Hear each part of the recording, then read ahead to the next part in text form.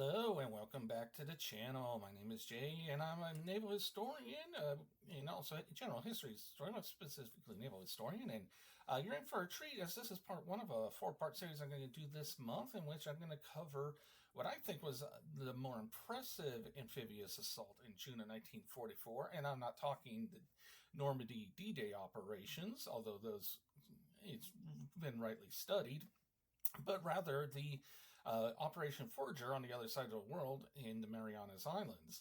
And this was the operation in which the United States Navy, Marine Corps, and National Guard assaulted the Mariana Islands with the goal of establishing a more forward, both naval and bases, as well as establishing air bases for the B-29 bombers that were about to come into operational use. With that, there's definitely a lot of great books and articles you can read regarding Operation Forager. I will go over a few of my favorites right now, and that includes, of course, Volume 8 of Morrison's 15-part series on U.S. naval operations on New Guinea and the Marianas. So that is always a good one. A more modern one, the favorite of a lot of historians that I have met, is Ian Towles' The Conquering Tide. This is the second part of his Pacific War trilogy, and this covers pretty much everything from Guadalcanal all the way through Forager in the Marianas. So again, Ian Towles is highly recommended and loved by us historians, even though that was his historian, but he definitely approaches everything like a historian. And another favorite of modern historians who unfortunately is no longer with us is Jim Hornfisher's. This is his penultimate book that he wrote, and this is The Fleet at Flood Tide, America, Total War in the Pacific, and he starts with Marianas Campaign. And finally, the Marianas Campaign did feature probably the most lopsided naval victory in American history, with the so-called Great Marianas Turkey Shoot, the Battle of the Philippine Seas, and Barrett Tillman's Clash of the Carriers is a great retelling of that battle. So I highly recommend those books if you want to get some more information that just doesn't come from the scripts that I write. And so with that, we'll begin. So the Marianas Islands in the Central Pacific, they're in a crucial position to assert control over the western half of that great ocean. With a natural harbor on Guam, long flat expanses for airfield runways on Tinian and Saipan, especially Tinian, the nation that holds the Marianas has a natural base of operations. By the middle of 1944, the United States in the Pacific was needing to secure bases that were closer to the fronts of the advancing island-hopping Marines and soldiers, as in the Central Pacific, and in Wetak in the Marshall Islands was 1,000 miles from Guam, and Pearl Harbor was 3,500 miles away. Additionally, the U.S. Army Air Forces were beginning to accept delivery of their latest strategic bomber, the Boeing B-29 Superfortress, which had a range of 3,000 miles and could easily reach the home islands of Japan from a base in the Marianas. Thus, it was decided by the U.S. Joint Chiefs of Staff that the U.S. Fifth Fleet under Admiral Raymond Spruance would conduct amphibious operations with the goal of securing Saipan, Tinian, and Guam, and establishing the Marianas as a key base for future operations. Unlike Operation Overlord in the Atlantic, the closest American base to the Marianas was 1,000 miles away in Wetak, which is in the Marshalls, while the massive Allied fleet for the Normandy operations only had to traverse about 120 mile wide section of the English Channel.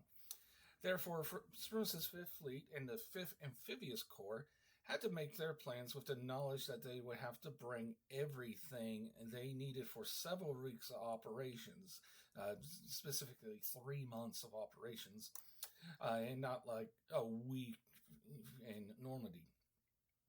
This involved a fleet supply train of merchant shipping involving 120 Liberty ships, 46 U.S. Navy and civilian destroyers, and dozens of ammunition transports, both to dedicated vessels designed for that purpose and landing ship tank, LSTs, that were used to supply the GIs on the ground. Morrison, in his reporting in Volume 8 of his series on U.S. naval operations in the Second World War, noted that the resupply of perishable foods was limited as the majority of refrigerated ships were in the Atlantic at that time supporting the Normandy campaign. Additionally, getting the 5th Amphibious Corps to the Marianas was a trickier operation to coordinate than in Normandy. While like the 5th Fleet, the Normandy Armada transported its smaller Higgins boats, LCVPs, which famously you've seen numerous footage and photos of them in operations at Normandy, so you kind of know what they like. But the Higgins boats were transported aboard amphibious assault transports, they known as AKAs. Operation Overlord took advantage of the shorter distance to employ hundreds of medium to large size landing craft that could traverse the English Channel under their own power. For the 5th Corps, having to travel as far as 3,500 miles, the Marines and soldiers would have to rely on Higgins boats and amphibious assault vehicles, or LVTs, or Amtraks, to get from ship to shore. To ensure that all of the 5th Fleet was in position for the assault of Saipan on June 15, 1944, the first task groups departed from Pearl Harbor as early as May the 29th. But which, if you go and see the recent film Pressure about the Normandy figuring out the weather, Eisenhower didn't even have a forecast or know if he was going to go on June the 5th or have to postpone on May 29th, and Spruance was already getting his fleet to rendezvous. By June of 1944, with the experience of dozens of landings throughout the Pacific, and especially that of Tarawa only 7 months earlier, the Pacific amphibious assault typically had the first wave land on the beach in LVTs, with the following waves in Higgins boats. This was intentionally sequenced as to ensure that the first wave would be able to maneuver any unmarked or uncleared coral reefs, and to provide a lightly armored vehicle with heavier weapons to support the infantry until later waves could land the tanks. The Allied troops at Normandy did not have Amtraks at the disposal, and thus the first waves landed on the beach in LCV in Higgins boats, and the tanks did not land until the infantry had secured the beachfront. As an observer and strategist and tactician looking at this over 80 years later, I actually do wonder if Normandy invasion just had maybe 100 Amtraks spread across the 5 beaches, so 20 Amtraks per beach, if that first wave would have gone through faster and maybe saved a few thousand lives just by having a little light armor with some heavier weapons to go up against those bunkers and machine gun nests. Now, again, with the nearest U.S. air base being over 1,000 miles away, the 5th Fleet would have to bring its own air support with it. And for close air support of the Marines and soldiers on the ground, that would be provided by the 7 escort carriers of Task Group 52.11 and 52.14. But the main aerial punch was concentrated in the 7 fleet carriers and 9 light carriers of Task Force 58 under Vice Admiral Mark A. Pete Mitcher, Naval Aviator number 33. By June of 1944, the SS-class carriers had become the mainstay of the Pacific Fleet, and combined with the light carriers from the Independence class, the fast carrier task force was a highly mobile and speedy group that could hit the Japanese targets anywhere and without notice. Leading the amphibious task force and task forces 51 and 52 was a pioneer of those operations in modern times, Vice Admiral Richmond K. Kelly Turner, also known as Terrible Turner. Turner's forces consisted of all the landing craft, transports, escorts carriers, old battleships, and of course their escorting vessels. I should say, when I'm mentioning old battleships, these are ones that were built pre-Washington Naval Conference, and they included a few survivors of the Pearl Harbor attack, including USS Tennessee, USS California, USS Maryland, USS Colorado, and USS Pennsylvania.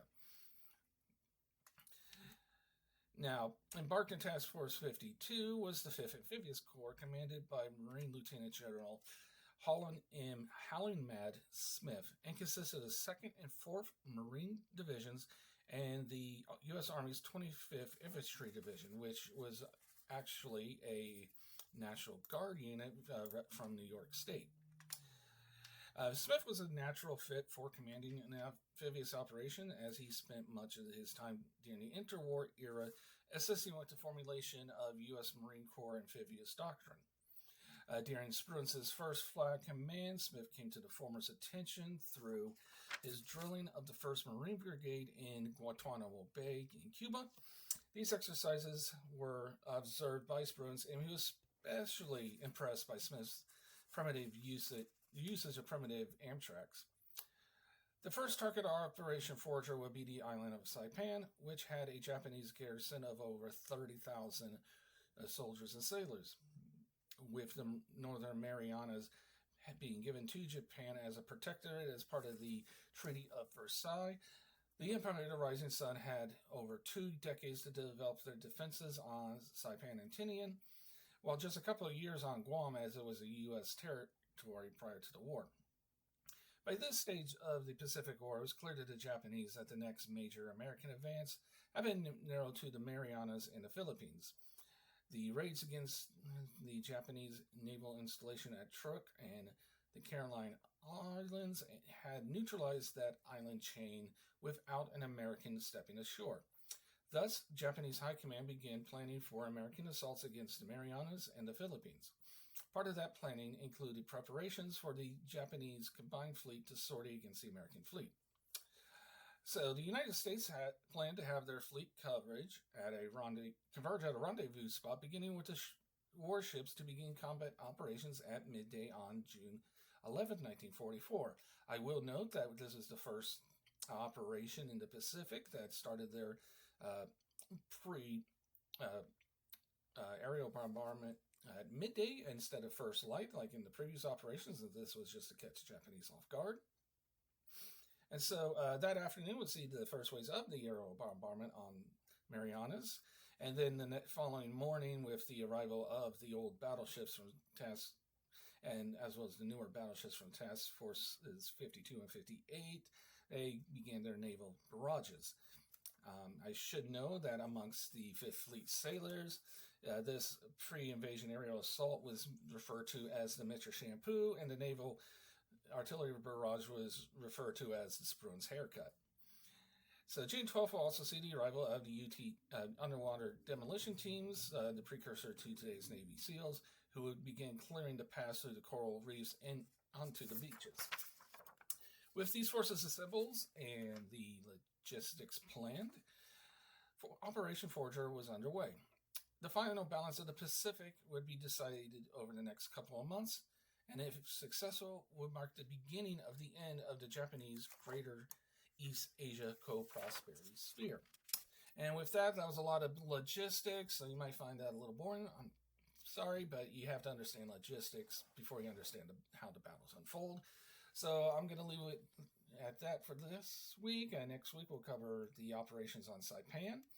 And if you like this kind of content, well, give it a like. Subscribe if you want more. If you know someone else who would like it, please share it with them. And as always, if you're going to say something in the comments, be kind and respectful of everyone. And I will see you guys next week.